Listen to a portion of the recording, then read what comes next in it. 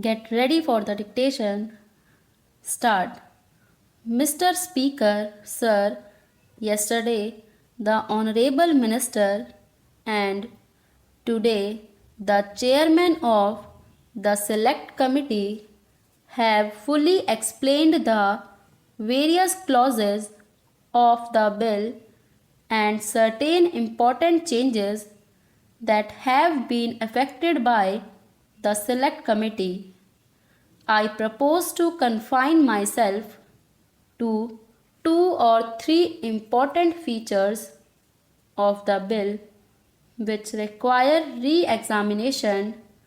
and close attention by the government. Sir, I need hardly emphasize the important role which the electricity supply undertakings play in the national economy of the country. Indeed, the development in other spheres depends upon the full development of the supply of power, and this bill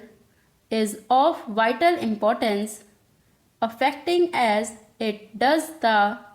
development of electric supply undertakings in the country. I am focusing attention on the role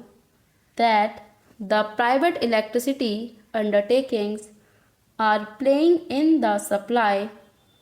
of electric power with a view to drawing the attention of government to the difficulties that are bound to be faced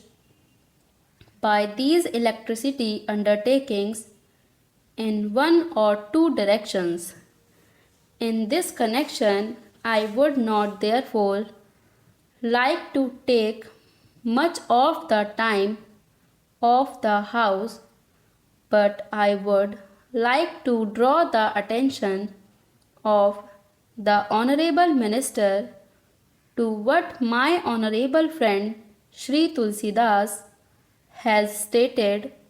and with whose comments I am in full agreement. As a matter of fact, the approach of the government to the bill is to fulfill three basic considerations so vital for the healthy growth of this industry. Firstly, that its proper control and regulation is but necessary. I fully agree that this is subject to certain differences on basic aspects, but the important consideration governing this bill is to attempt at providing suitable incentives to the industry, which alone can enable it to increase its capacity to the desired extent. Therefore, I would like to refer to the incentives as provided in the bill and to the need for liberalizing the clause in respect of the fair return to the investors in these undertakings. I would like to draw the attention of the Honorable Minister to the fact that since the passing of the original act in 1948, only 8 states throughout the country have constituted the statutory electricity boards. Among these states are Madhya Pradesh, West Bengal, Tamil Nadu, Kerala, Rajasthan, Punjab, Odisha and Maharashtra, and therefore we find that many of the states have still to constitute these electricity boards. I would like to know from the Honorable Minister why in the matter of the constitution of electricity boards many of the states have not implemented the provisions of the bill and what the central government have done to ensure that these electricity boards are constituted in all the states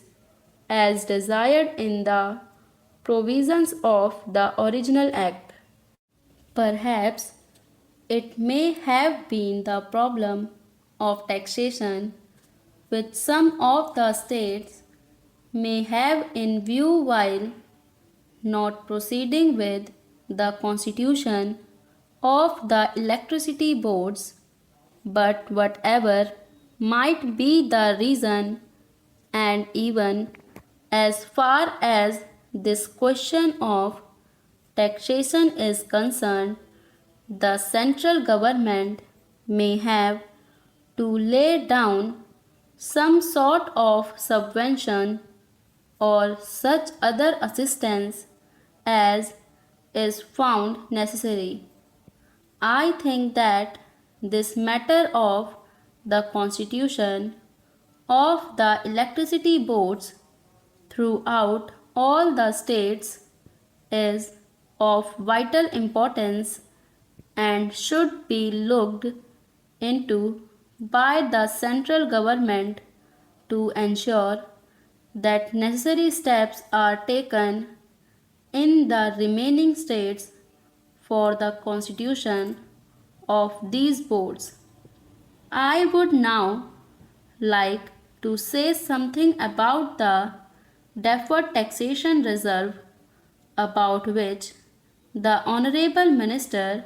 yesterday said that the amendment regarding this has been brought forward at the instance of the Federation of Electricity Undertakings. The whole complication arises due to the fact that the provisions of the Income Tax Act and the provisions of the Electricity Supply Act are contradictory to each other. While the Income Tax Act, with an accelerated depreciation in earlier years, resulted in larger tax relief in the earlier period, and thereby the tax liability of the undertakings is deferred for a further period, the Electricity Supply Act restricts the provision of depreciation to a much lesser degree, and to that extent, the profits of the electricity undertakings in regard to the income tax development and depreciation rates are restricted. That act lays down a smaller depreciation as compared to what is allowed under the Indian Income Tax Act. What has now been done has been put with certain restrictions that it does not really solve the demand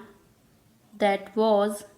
put forward by the Federation. As a matter of fact, if the electricity undertakings should have been allowed to set aside that reserve for taxation liability for future years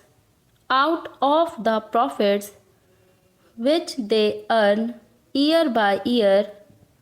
out of the rate increase which they have put into force from time to time, that would have met the needs